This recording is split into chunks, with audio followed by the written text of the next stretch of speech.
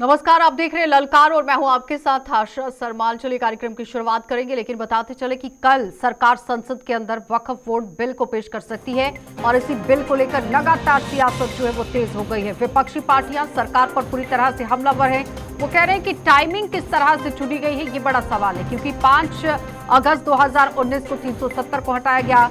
5 अगस्त 2020 को यहां पर अयोध्या के अंदर प्राण प्रतिष्ठा हुई और उसके बाद 5 अगस्त 2024 को वक्फ बोर्ड का जो बिल है उस पर बहस यहां पर छिड़ गई है। लेकिन फिलहाल आज आप देखिए किस तरह से 7 अगस्त का समय है, कल 8 अगस्त है, लेकिन इस बीच में बताया ये जा रहा है कि कल इस बिल को पेश किया जा सकता है। तो जहां एक और देश में आगामी चुनावों को लेकर सियासी सरगर्मियां तेज हो गई हैं, तो सभी दल चुनावी तैयारियों में जुट गए हैं। वहीं दूसरी ओर सड़क में यहाँ आप देखिए किस तरह से घमासान मचा हुआ है। सड़क से लेकर सदन तक कई मुद्दों को लेकर विपक्ष सरकार पर हमलावर होता दिखाई दे रहा है और इस बीच में नरेंद्र मोदी सरकार कल लोकसभा में वक्फ बोर्ड बिल पेश कर सकती है। सूत्रों की माने तो सरकार कल ही इस बिल को पेश करने जा रही है। बताया जा रहा है कि सरकार चाहती है कि इस बिल में सभी दलों को साथ लिया जाए और इसलिए सरकार बिल पर सर्वसम्मति के साथ ही काम करना चाहती है। सिलेक्ट कमेटी को यहाँ ये भेज सकती है। सरकार की प्राथमिकता इस बिल को आम सहमति से सदन में पारित कराकर गरीब मुस्लिम और मुस्लिम महिलाएं, अनाथ मुस्लिमों को न्याय दिलाने के लिए प्राथमिकता से काम करने की बात कही गई है। और अगर सदन में इस बिल पर आम सहमति नहीं बनी तो सरकार इस बिल को और ज्यादा चर्चा के लिए किसी संयुक्त समिति को भी भेज सकती है। लेकिन सरकार इस बिल को लेकर पिछले 2 महीने में करीब 70 ग्रुप से मशवरा कर चुकी है और बिल का मकसद वक्फ संपत्तियों को अवैध कब्जे से निजात दिलाना है। लेकिन उस बीच में यहाँ पर सियासी बवाल किस तरह से है ये भी आपको दिखाना जरूरी है, क्योंकि जो विपक्षी पार्टियां हैं वो कह रही है कि इस समय पर ये बिल लेकर आना एक सवालिया निशान खड़ा कर रहा है कि आखिर इस समय पर ये बिल क्यों लाया जा रहा है। और जाहिर तौर पर आपने देखा कि असदुद्दीन ओवैसी किस तरह से पूरी तरह भारतीय जनता पार्टी पर हमलावर दिखे हैं। वो साफ तौर पर कह रहे हैं कि मुस्लिमों के खिलाफ ये पूरी तरह से साजिश रची जा रही है। भारतीय जनता पार्टी की तरफ से एक एजेंडे के तौर पर आरएसएस काम कर रही है, भारतीय जनता पार्टी काम कर रही है। इससे पहले कि हम आगे बढ़े, एक छोटी सी रिपोर्ट आपको दिखाएंगे। पहले ये रिपोर्ट देखिए, उसके बाद पैनल की ओर चलते हैं।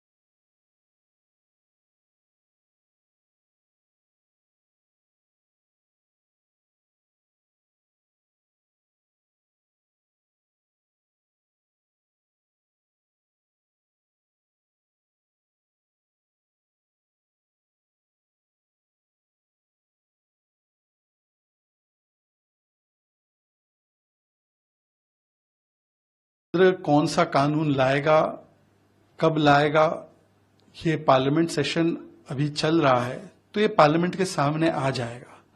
परंतु बड़े लंबे समय से पूरा मुस्लिम समाज ये मांग कर रहा था कि वक्फ के सिस्टम में पारदर्शिता आए, अकाउंटेबिलिटी आए, ट्रांसपेरेंसी आए और वक्फ की जो जायदाद है, जो देश में अगर आप देखेंगे तो वक्फ तीसरी बड़ी सबसे भारतीय जनता पार्टी साजिश, चुनाव से पहले भारतीय जनता पार्टी षड्यंत्र करना चाहती है। चुनाव से पहले मुसलमानों को लेकर के उनकी जो सोच है वो अनडेमोक्रेटिक है, अनकॉन्स्टिट्यूशनल है और उसका परिणाम ये हुआ कि भेदभाव कर रहे हैं। और ये भेदभाव इसलिए कर रहे हैं कि इनको हर जगह राजनीति दिखाई दे रही है, वोट दिखाई दे रहा है।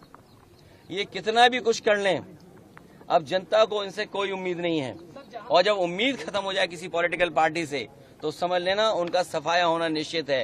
ये जो हारे हैं इतना बुरा हारे हैं, जनता इससे भी बुरा इन्हें हराएगी, तभी इनका इलाज हो सकता है। सरकार जनहित के काम में नहीं लगी हुई है। उनको देश के गरीबों की भलाई से कोई मतलब नहीं, ना महंगाई से मतलब है, ना गरीबी से मतलब है, ना बेरोजगारी से मतलब है। अच्छी शिक्षा मिले, अच्छी चिकित्सा मिले लोगों को, गरीब प्रदेश बिहार जैसे राज्यों में कारखाने लगे, उद्योग लगे, इससे भाजपा को लेना देना नहीं है। वो केवल ध्रुवीकरण करके, हिंदू मुसलमान करके अपनी राजनीति सेकना चाहती है। वक्फ बोर्ड जहां भी कब्रिस्तान की घेराबंदी करता है, अक्सर उसके आसपास की जमीन को भी अपनी संपत्ति करार दे देता है। कानून ये जरूर कहता है कि प्राइवेट प्रॉपर्टी पर वक्फ अपना दावा नहीं कर सकता, लेकिन ये तय कर पाना मुश्किल होता है कि कोई संपत्ति निजी है या नहीं। जमीन के पक्के कागज ना होने पर दूसरी पार्टी की प्रॉपर्टी चली जाती है, जबकि वक्फ को अपनी बात साबित करने के लिए कोई कागज नहीं देना पड़ता। कितनी संपत्ति बोर्ड के पास? वक्फ मैनेजमेंट सिस्टम ऑफ इंडिया के मुताबिक करीब 9 लाख संपत्तियां देश में।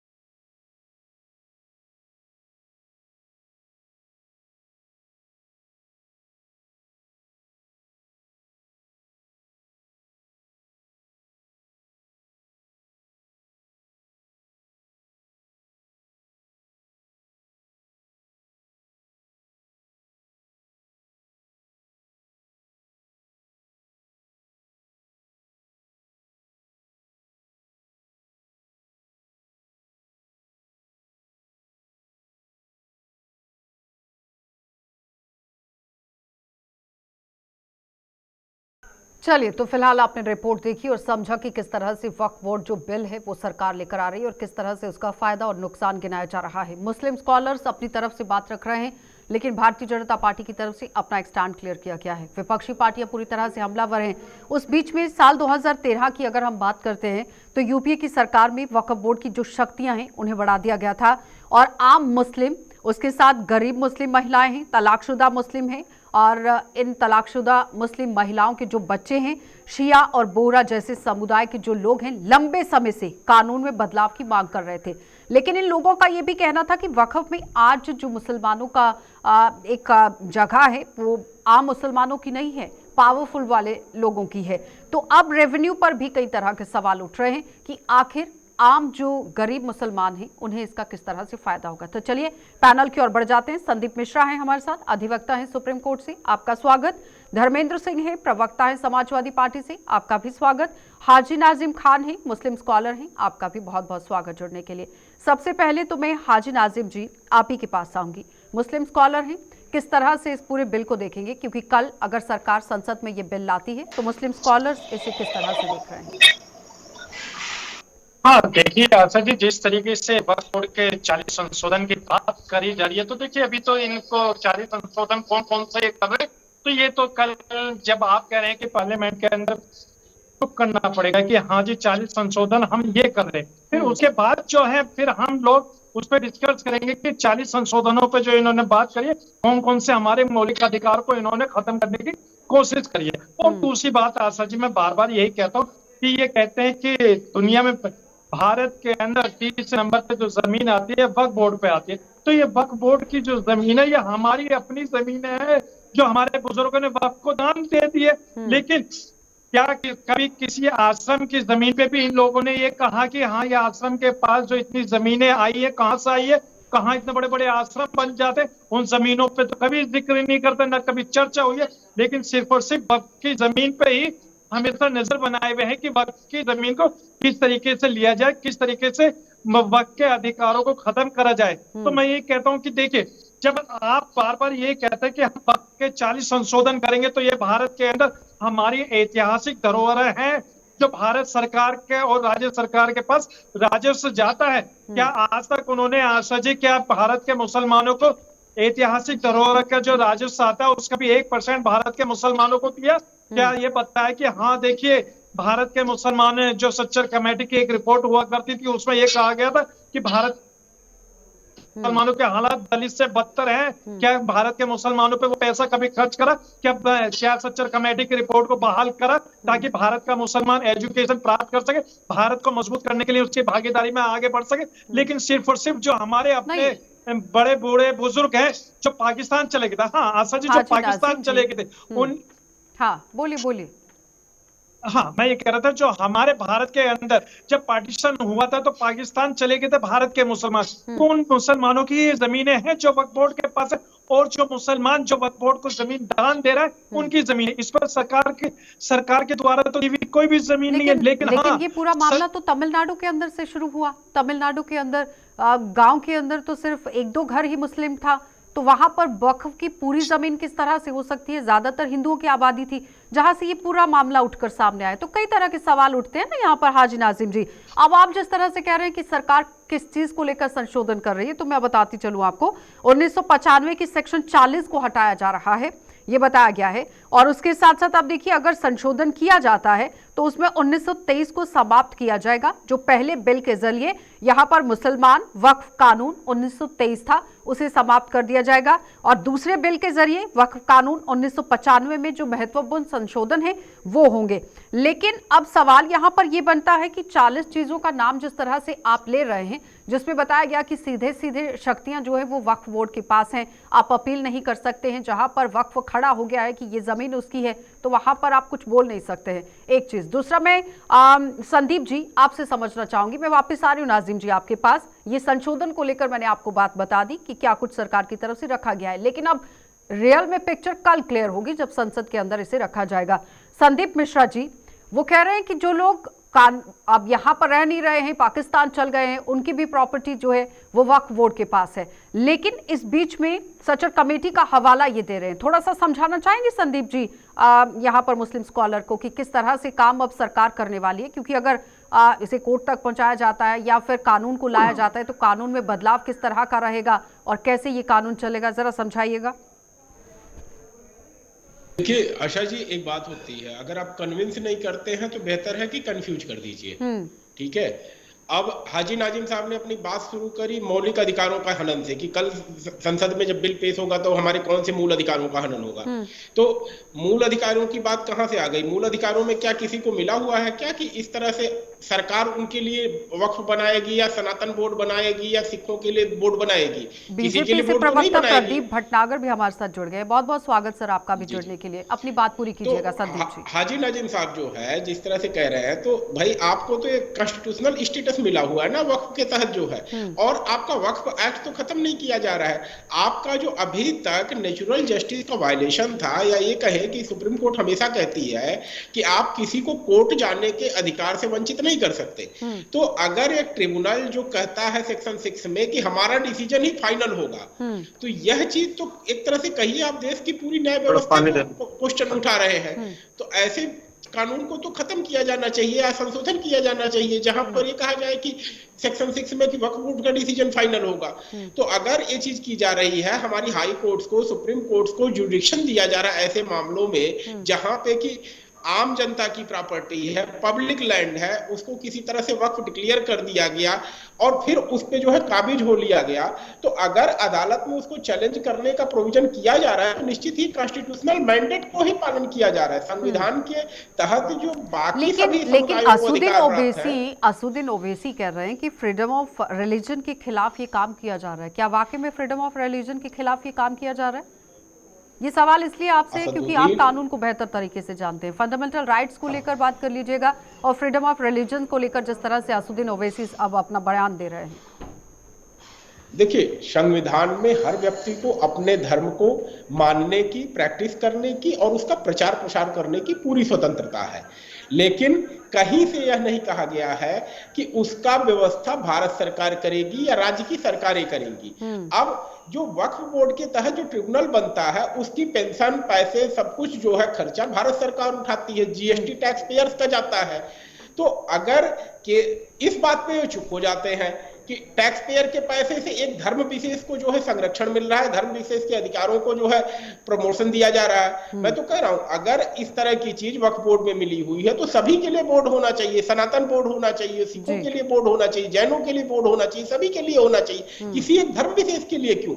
और अगर इस तरह की बात जनता उठा रही है या सरकार करने जा रही है तो मुझे तो लग रहा है कि आर्टिकल 14 का एक तरह से कहे अक्षरशः पालन हो रहा है, समता का अधिकार लाया जा रहा है कि सभी धर्मों को जो है बराबर हक दिया जा रहा है। ठीक है जी। हमारे साथ समाजवादी पार्टी के भी प्रवक्ता हैं धर्मेंद्र जी। जिस तरह से आपकी पार्टी की तरफ से भी लगातार बयानबाजी और सरकार को घेरने की कोशिश हो रही है और कहा जा रहा है कि पर्टिकुलरली सिर्फ एक समुदाय को टारगेट करने की कोशिश की जा रही है, जवाब दीजिएगा जरा इस पर। देखिए आशा जी, बिल्कुल सही प्रश्न है आपका। भारतीय जनता पार्टी जो वक्त में संशोधन लेकर के आ रही, इसके सबसे महत्वपूर्ण इसकी आवश्यकता और टाइमिंग पर सवाल है। हमारा उद्देश्य, हमारा कहना है भारतीय जनता पार्टी एक गैंग की तरह, एक गिरोह की तरह काम कर रही है। ये अपने पार्टी के बड़े भूमाफियाओं को फायदा पहुंचाने के लिए ऐसे कानून में परिवर्तन करना चाहती है। सीधे सीधे जब वक्फ का देश, वक्फ की जमीन का मतलब है धार्मिक और धर्मार्थ उद्देश्यों के लिए इनके ईश्वर के नाम पर समर्पित संपत्ति जो भी है, जिसका जैसे हमारे यहाँ ट्रस्टों में तमाम धार्मिक उद्देश्य के लिए हिंदू जो धार्मिक ट्रस्ट है उनके पास भी इस तरह उद्देश्य तमाम लोगों ने जमीनें समर्पित की है। उसका धार्मिक उपयोग मंदिर बनाने में, धर्मशाला बनाने में, अन्य कामों में लिया जाता है। आज ऐसी क्या जरूरत पड़ी?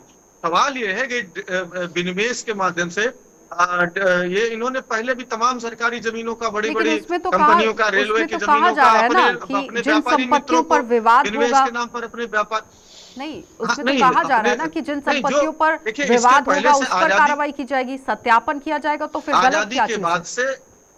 आजादी के बाद से तमाम विवादित संपत्तियों के निस्तारण की एक व्यवस्था भारत के संविधान में और भारत के कानून में पहले से ही है। ऐसा विशेष परिस्थितियां बन गई चुनाव के तुरंत बाद। अभी ये चुनाव उत्तर प्रदेश जैसे राज्य में बुरी तरह से हारे हैं लोकसभा के चुनाव में, और मान लीजिए किसी तरह से इनकी पोल्यूशन की गवर्नमेंट है।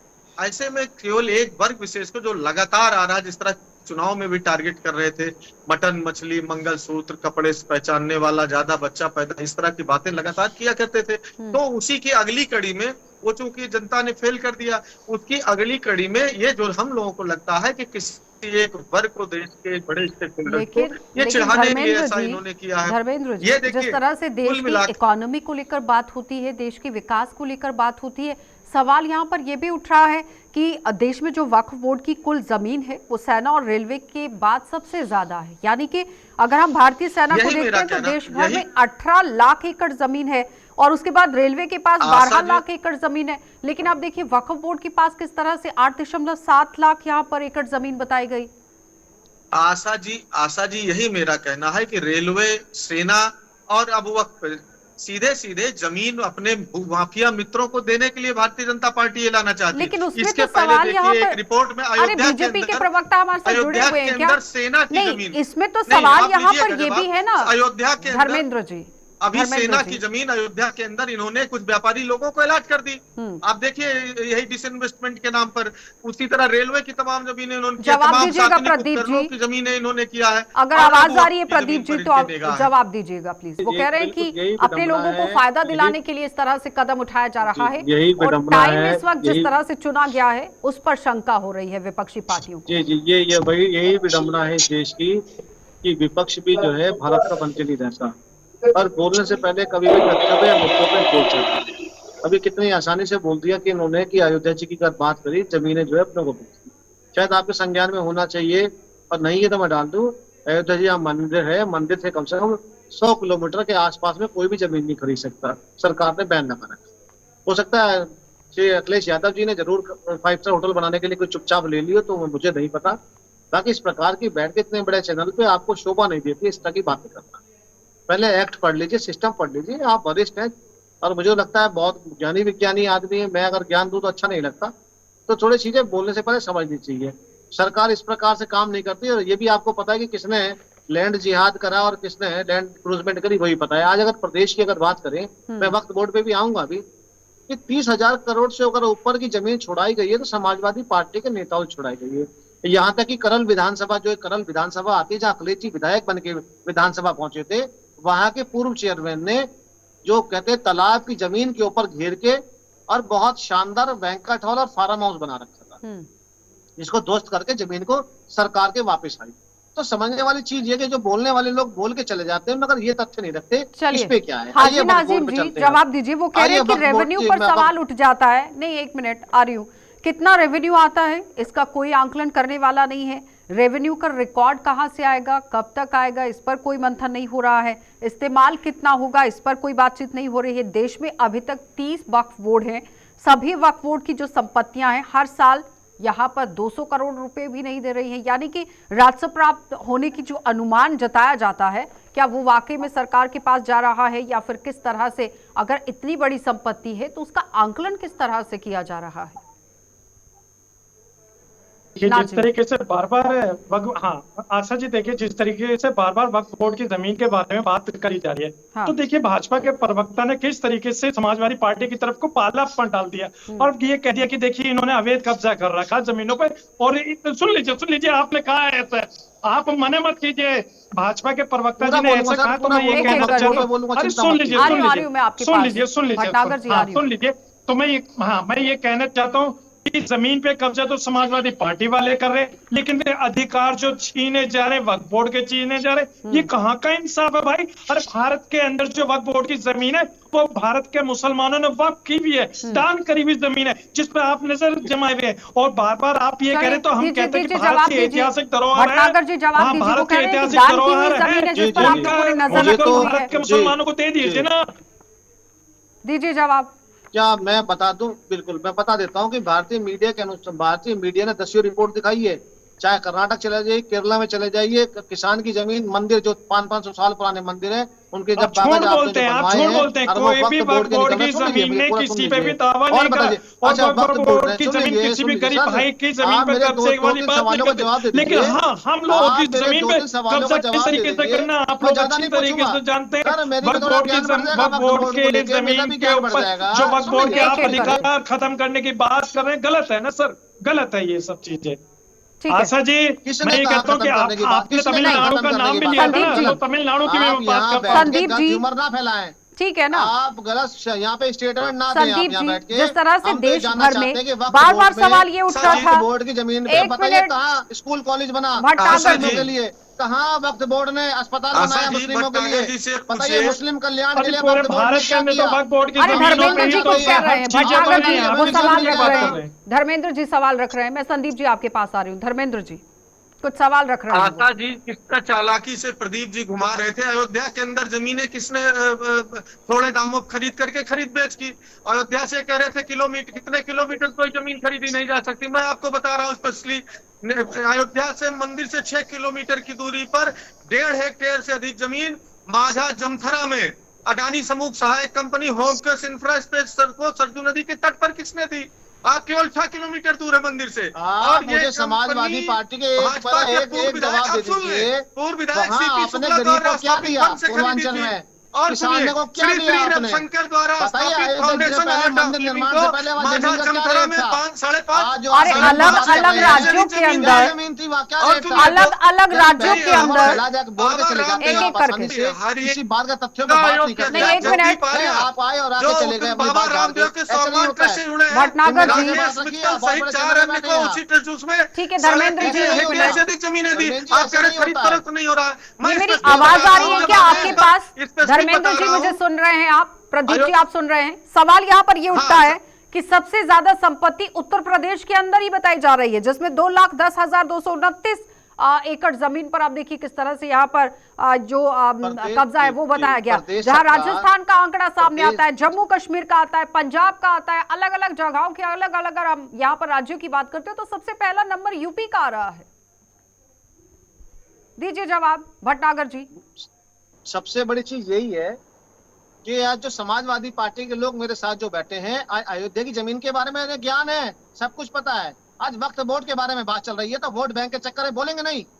अरे ऐसे कैसे नहीं, कब्जा आप लोगे जो किसी की कह जमीन गए भाई? थे वक्त बोर्ड पर आप भी किस बोल पे रहे हैं। खबर, वक्त आप कैसे बोर्ड कैसे पर भी अपना यही वोट लगा आपकी दोगे? नियत वक्त है। बोर्ड की जमीन है। डिनोटिफिकेशन मैंने करके वक्त आप बोर्ड में जमीनों को हिमायती कब्जा बैठे हैं। करना चाहते मुझे हैं। बता दें आप भारतीय वक्त बोर्ड जनता की हिमायती। पार्टी इसीलिए जो है लाना चाहती कानून किस तरह से अपने मित्रों को जमीनें दे दे। वहाँ पे बसा दी जो आपने वक्त कीमती बोर्ड की जमीनें जमीन हैं में। उसको आप चलिए अब संदीप हथियाना जी के चाहते पास हैं। चलते हैं। सिर्फ संदीप जी इतना कुछ कह रहे हैं। संदीप जी ठीक है, हो गया, प्लीज इस तरह से नहीं। अगर शोर मचाएंगे तो फिर आम जनता क्या सुनेगी और कैसे समझेगी कि सबसे बड़ी चीज ये आखिर है, वक्फ जो बोर्ड वक्फ बिल बोर्ड के अगर पेश हिमायती किया जाता है बैठे तो हैं। उसका फायदा रहेगा या नुकसान रहेगा, ये समझना आज जरूरी है। क्योंकि आशा जी। किसी भी समुदाय को लेकर इस तरह से बातचीत जैसे चल रही है विपक्षी पार्टियों की तरफ से, ऐसा नहीं होना चाहिए। संदीप जी, अगर मैं आपसे जानूं, जिस तरह से वक्फ बोर्ड पर नियंत्रण रखने वालों के अलावा अन्य लोग भी इस कानून के खिलाफ हैं, ये भी देखा गया। और सचर कमेटी ने भी ये कहा कि वक्फ बोर्ड में पारदर्शिता होनी चाहिए और वक्फ जो संपत्ति है उसका उपयोग सिर्फ और सिर्फ मुस्लिम ही कर सकते हैं। लेकिन उसके बावजूद भी आप देखिए, अगर कैबिनेट के अंदर वक्फ अधिनियम में करीब 40 संशोधनों की मंजूरी दे दी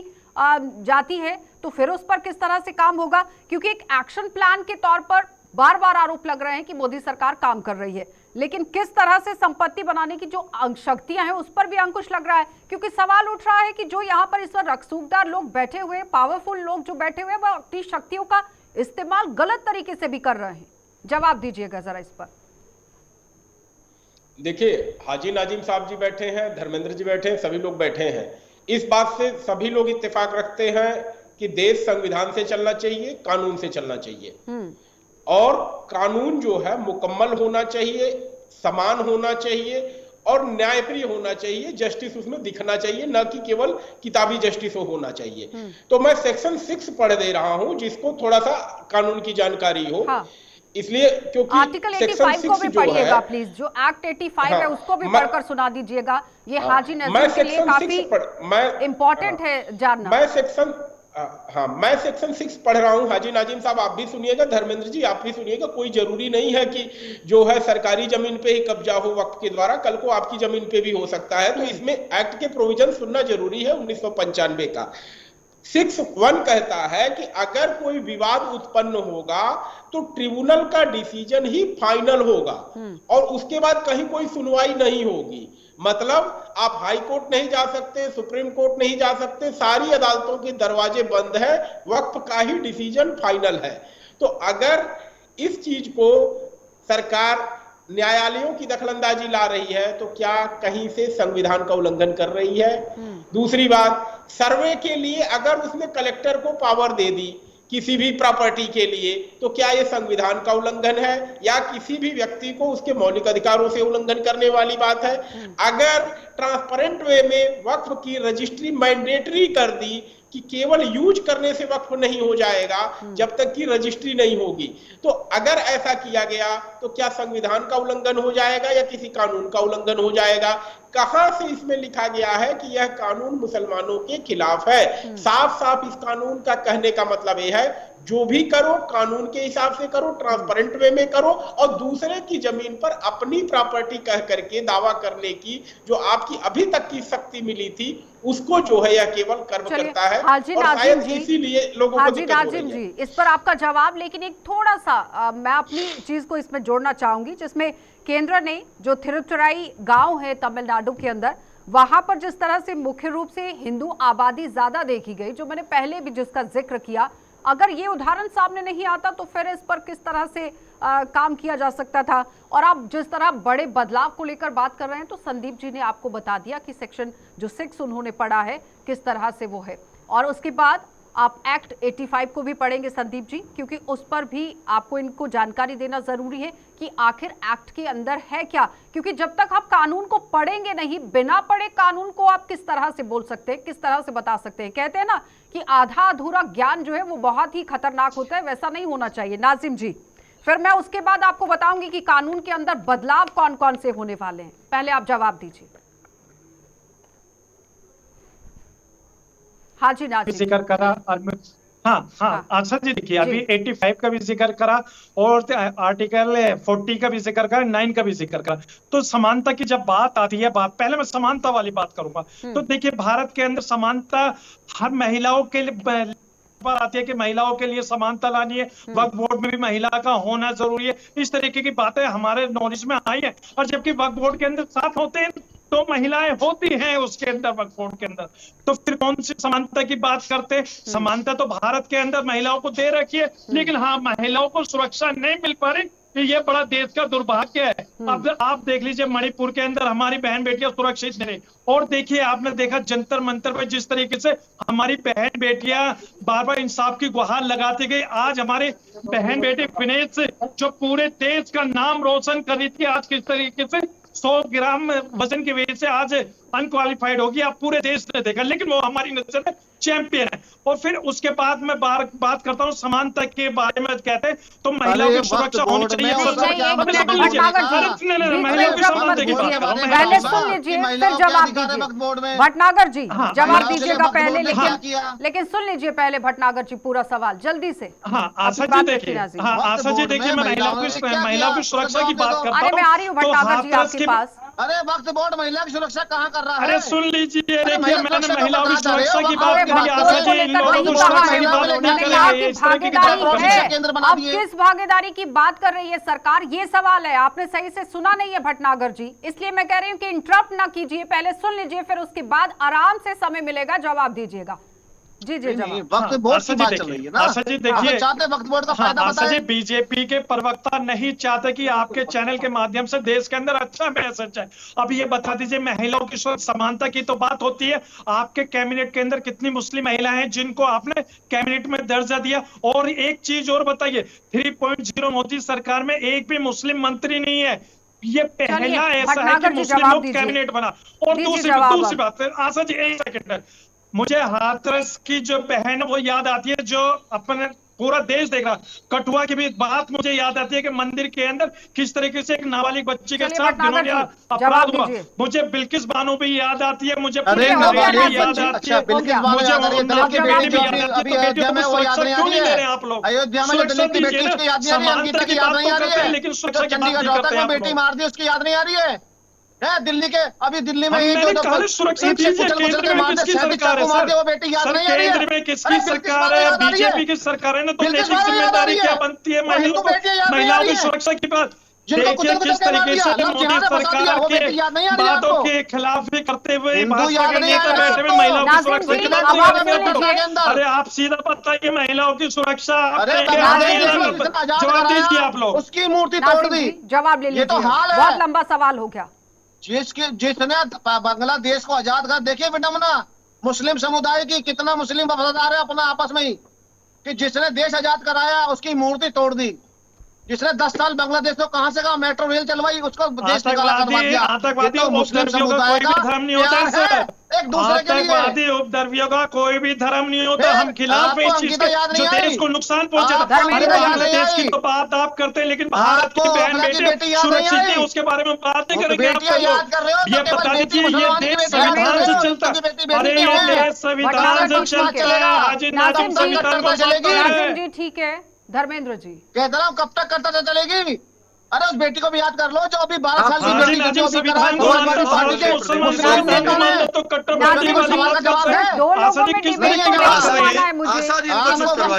बीजेपी लड़ती रहेगी, इस तरह से नहीं। प्लीज धर्मेंद्र जी।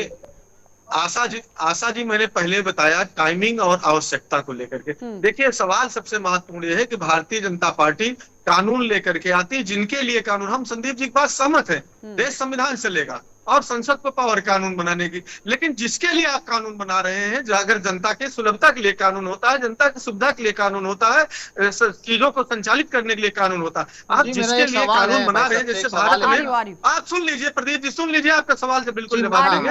आप जिस तरह से देश ने कृषि कानून बनाया, किसानों के लिए कानून, आप सुन लीजिए, पहले किसानों के लिए कानून बनाया, किसानों की सहमति नहीं थी, किसानों से कोई बात नहीं की, इंपोज करने की आदत जो हिटलर शाही में होती है वो करने का काम किया, आखिर वापस लेना पड़ा। उत्तर प्रदेश के अंदर अभी चंद दिन पहले किस तरह से नजूल लैंड का कानून लेकर के आए और भारतीय जनता पार्टी के अंदर ही सहमति नहीं थी, अंदर से सवाल उठे, अंत में विधान परिषद में गिर गया और प्रवर समिति को भेज दिया गया। तो सबसे महत्वपूर्ण ये है कि यार जिसके लिए कानून, जिस व्यवस्था को संचालित करने के लिए, अच्छा करने के लिए, क्या राय लिया, क्या उस वक्त राय लिया, ये सुन लीजिए धर्मेंद्र जी, सुनिए मेरी बात, सुनिए। समाजवादी पार्टी आपने बड़ी अच्छी बात करी, कानून बनाने की बात अखिलेश यादव ये भी कह रहे थे, मैं वो भी जोड़ देती हूँ, भटनागर जी वो भी सुन लीजिएगा, हिंदू मुस्लिम आजादी के अधिकार को खराब किया जा रहा है, ये समाजवादी पार्टी की प्रमुख की बड़ी बयानबाजी है। अखिलेश यादव की तरफ से ये बड़ा बयान दिया गया था। जवाब दीजिए। आप देश के कुछ लोग चिढ़ाएंगे, उनको उंगली दिखाने का काम करेंगे, काम करेंगे। धर्मेंद्र जी एक मिनट रुकिए, सर रुकिए, तो सर सुन तो लीजिए, मैं पूछ रहा हूँ, आपने बड़ी अच्छी बात की, देश में कानून बनना चाहिए, तो जो उत्तर प्रदेश सरकार ने लव जिहाद पे जो कानून बनाया उसको आप सही मानते हैं, गलत मानते हैं, थोड़ा इसके बारे में बताइए। चाहे लव जिहाद इस बात पे, तो उसमें बताइए कि आप लव जिहाद का कानून सही मानते हैं, गलत मानते हैं। नहीं प्रदीप जी, सवाल यहाँ जो आपसे जवाब नहीं, चूंकि आप जानते हैं आप क्या करना चाहते हैं, आप लव जिहाद लेके आते हैं, लव जिहाद चाहे जहां भी जो भी जिस भी एजेंडा है जो गलत तरीके से हो रहा है, पूछ रहा हूं आपका जो एजेंडा है पूरा देश देख रहा है, आपका एजेंडा पूरा देश देख रहा है, फिर एजेंडा आपकी इतना स्तर मत गिराओ वोट बैंक के लिए, इतना स्तर मत गिराओ वोट बैंक के लिए, बिल्कुल लोग देखना भी पसंद ना करें आपको। मैंने आपसे कानून के बारे में जवाब नहीं, बोले जा रहे हैं और कहते हैं बात नहीं, काम की बात नहीं कर रहे कोई आप। मुसलमान इस देश का नागरिक नहीं है क्या, उनका आजादी में योगदान नहीं है, आप कैसी बात करते हैं? धर्मेंद्र जी बिल्कुल भी नहीं समझ पा रही हूँ मैं कि किस तरह से आप लोग डिबेट को कहाँ लेकर जा रहे हैं, आराम से बात हो सकती है। नाजिम जी। हाँ आशा जी, देखिए सबसे पहले मैं कहता हूँ ये मुल्क संविधान से चलता है और इंशाल्लाह हमेशा चलता रहेगा। और देखिए सबसे पहली बात जो अभी भाजपा के प्रवक्ता ने लव जिहाद की बात करी, तो मैं इसमें सुन लीजिए 10 सेकंड संवैधानिक बात कर रहा हूँ भाई, और कानून को सुप्रीम कोर्ट के अंदर वो बता रहे हैं, सुन रहे हैं, पढ़ रहे हैं, बहुत बेहतर तरीके से वो समझाएंगे, आप उस पर मत अपनी अपनी टिप्पणी डालिएगा। संदीप जी, किसी भी प्रॉपर्टी को बिना नोटिस दिए, बिना सुनवाई किए, अपनी मर्जी से वक्फ को प्रॉपर्टी घोषित कर दी जाती थी, यानी कि अगर वक्फ ने बोल दिया कि ये हमारी प्रॉपर्टी है, कोई अपील नहीं है, कोई दलील नहीं है, बस वक्फ की प्रॉपर्टी है। उसके बाद दूसरा सवाल कि पिछले साल दिल्ली हाई कोर्ट ने केंद्र सरकार को दिल्ली वक्फ बोर्ड द्वारा दी गई 123 जो संपत्तियों का भौतिक निरीक्षण करने का आदेश जारी किया था, जिसमें सरकार ने संपत्तियों को लेकर नोटिस जारी किया था। और इसके अलावा तमिलनाडु के अंदर वक्फ बोर्ड ने जो बड़ी कार्रवाई को अंजाम देने की कोशिश की, जहां पर यह कार्रवाई रुक गई और उसके बाद यह बड़ा मुद्दा बनकर सामने आ गया, जो कल संसद के अंदर पेश हो जाएगा। लेकिन सवाल यहां पर यह उठता है कि वक्फ अधिनियम 1995 की धारा 3 में यह कहा गया है कि वक्फ अगर सोचता है कि भूमि किसी मुस्लिम की है या फिर वक्फ की संपत्ति है, तो वक्फ को इस बारे में कोई सबूत देने की जरूरत नहीं है। आपको नहीं लगता है कि आप अगर किसी की भी जमीन पर जाकर बोल देंगे कि ये मेरी है, तो किस तरह से काम चलेगा? संशोधन होना चाहिए, उसमें दलील की गुंजाइश होनी चाहिए, अपनी बात रखने की गुंजाइश होनी चाहिए। वक्फ को कुछ नहीं करना है, जिसको साबित करना है, जिसकी जमीन है उसी को साबित करना है, कैसे चलेगा? देखिए सबसे बड़ी बात मैं यहाँ पे जोड़ूं आशा जी कि सेक्शन 85 की बात आप कर रही थी। हाँ। सेक्शन 85 जो है जितने भी लोग संविधान में आस्था रखते हैं, देश के कानून में आस्था रखते हैं, न्याय व्यवस्था में आस्था रखते हैं, क्या आप किसी ऐसे कानून को स्वीकार करेंगे जिसमें यह लिखा गया हो कि एक ट्रिब्यूनल जिसने जो फैसला दे दिया उसके बाद उसकी कहीं कोई सुनवाई नहीं होगी?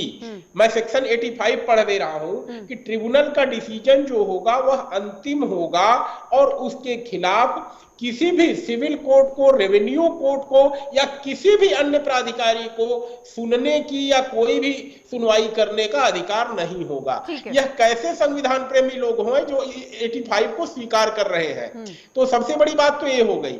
दूसरी बात जो आपने कहा कि अगर सोचता है वक्फ, तो ये सब बातें हैं जिसके लिए लोगों को ट्रांसपेरेंट वे में सोचने की जरूरत है सही मायने में। लेकिन अगर आप प्रिजुडिस होकर के, पूर्वाग्रह से ग्रसित होकर के सोचेंगे, अपने अपने राजनीतिक हितों के लिए सोचेंगे, तो निश्चित ही जो सपा का मानसिकता का होगा सपा के पक्ष में सोचेगा, जो भाजपा की मानसिकता में होगा भाजपा के लिए सोचेगा। लेकिन देश के लिए जब आप सोचेंगे तो आपको सारे 140 करोड़ लोगों के लिए सोचना पड़ेगा और उसमें सभी के न्याय की बात होगी, ना कि इस तरह से आप न्याय का गला नहीं घोट सकते। जीआईएस की जो मैपिंग है वो भी तो की गई थी। भटनागर जी, एक सवाल मैं आपसे लूंगी, आपको नहीं लगता है कि स्टेक होल्डर्स के साथ पहले बातचीत करने की जरूरत है और उसके बाद इस पर मसौदा तैयार करने की भी जरूरत है? आवाज नहीं आ रही है। हाँ बोलिए बोलिए, क्या दोबारा बोलिए? जी जवाब दीजिए। आपको नहीं लगता है कि स्टेक होल्डर्स के साथ बात होनी चाहिए? देखिए, बात उस चीज की है कि गए वक्त बोर्ड के जब ये सिस्टम, जब ये चीजें उठी, जब बिंदुएं उठी, तो देखिए वक्त बोर्ड हो चाहे मुस्लिम समुदाय हो, जितने भी स्कॉलर सब ये विरोध में आ गए, सब चीखे चिल्लाने में आ गए, मगर किसी ने सिस्टम में बात कर दी। देखिए मेरे साथ क्या नाम अधिवक्ता बैठे हैं सुप्रीम कोर्ट के, सर्वोच्च न्यायालय के, इन्होंने बड़े स्पष्ट रखी ये सुनवाई नहीं है। अगर प्रदीप की जमीन अगर कह दिया इन्होंने कि भाई ये वक्त बोर्ड की, तो वक्त बोर्ड की है, सुनवाई नहीं हो सकती, और सुनवाई करने वाले भी वही है, तो संशोधन उसमें होना चाहिए ना। कमेंट जल्दी से कीजिएगा प्लीज। नहीं गलत। धर्मेंद्र जी आपके पास भी आ रहे हैं। मगर समाजवादी पार्टी राजनीति में ये बोलना नहीं चाहती है। नाजिम जी जल्दी से कहिएगा। हाँ आशा जी, देखिए जिस तरीके से वक्फ को बदनाम करा जा रहा है कि किसी की भी जमीन पे कब्जा करने की बात करते हैं, बिल्कुल झूठ है, ऐसा नहीं है। और मैं आपको एक चीज और बता दूं, जमीन पे किसी पे भी ये नहीं कहा कि हमारी अपनी जमीन है। और दिल्ली के अंदर, दिल्ली के अंदर जो अभी आपने बताया कि सरकार ने खुद बताया कि ये वक्फ बोर्ड की जमीन है, चिन्हित करके केंद्र सरकार ने, राज्य सरकार ने खुद बताया। आप जमीन आपकी है, तो फिर ये बैठे हैं, क्या उनकी बात को सच मानते हैं आप? धर्मेंद्र जी, सर्वोच्च न्यायालय का अधिवक्ता बैठे जो समझाया सुनाया आपको, सही मानते हैं आप गलत मानते हैं? मैंने कहा सुन लीजिए भटनागर, मैंने कहा संविधान से चलता, हम संवैधानिक लोग हैं, संविधान आप बोलो ना, और जो संविधान के तहत सुनवाई नहीं है, जो सुना रहे हैं उसको बारे में बताइए ना। आप झूठ मत बोलिए बस। नहीं आप झूठ मत बोलिए सर, आप झूठ मत बोलिए। आप सवालों का जवाब नहीं दे रहे ना जी। ठीक है, हो गया ठीक है भटनागर जी। धर्मेंद्र जी, आशा जी, भाजपा जो है भटकाव में माहिर है, भ्रम और भय पैदा करना चाहते हैं। सवाल यह है कि आपने सवाल सीधे पूछा, स्टेक होल्डर से बात की गई। लोकतांत्रिक व्यवस्था में विमर्श से ही सारी चीजें हल की जाती है। विमर्श महत्वपूर्ण चीज है, और विशेष रूप से जिनका सबका हित उसमें सुरक्षित संरक्षित है, उनसे विमर्श करने में क्या दिक्कत है? आप सीधे ले आकर के सेंसिटिविटी करना चाहते हैं, बड़े भर को चढ़ाना चाहते हैं। यदि कोई भी किसी से भी संबंधित कोई कानून होना चाहिए था, सारे स्टेक होल्डर से बात होना चाहिए। जल्दी जल्दी से कहिएगा संदीप जी। है कि लैंड माफियाओं के खिलाफ कार्यवाही करने के लिए लैंड माफियाओं से पहले बात करनी चाहिए, या हत्या के खिलाफ कानून बनाने के लिए हत्यारों से बात करनी चाहिए? आप बता दीजिए। ठीक है, बहुत बहुत धन्यवाद जुड़ने के लिए भटनागर जी आपका, संदीप जी आपका भी, और धर्मेंद्र जी आपका भी, और नाजिम जी आपका भी। तो फिलहाल आज वक्फ बोर्ड बिल को लेकर बात हो रही थी कि कल अगर संसद के अंदर इसे पेश किया जाता है तो फिर आप देखिए किस तरह से मुस्लिम समुदाय के कुछ लोग इसके पक्ष में भी हैं, कुछ विपक्ष में भी हैं। लेकिन बात कही जा रही है कि स्टेक होल्डर्स के साथ बात होनी चाहिए। उस बीच में आपने देखा कि जो अधिवक्ता यहाँ पर सुप्रीम कोर्ट के बैठे हुए थे वो कह रहे हैं कि जो यहाँ भूमाफिया हैं, क्या उन्हीं से बातचीत होनी चाहिए? तो अब देखना ये बहुत दिलचस्प रहेगा कि अगर कल संसद के अंदर इस बिल को पेश किया जाता है तो दलीलें किस तरह से रखी जाएंगी, कौन कौन सी बातों को सामने रखा जाएगा, कौन से मुद्दे यहाँ पर अब आप देखिए गरमाते नजर आएंगे। फिलहाल इतना ही। देश और दुनिया की खबरों के लिए आप बने रहिए JK24/7 न्यूज के साथ।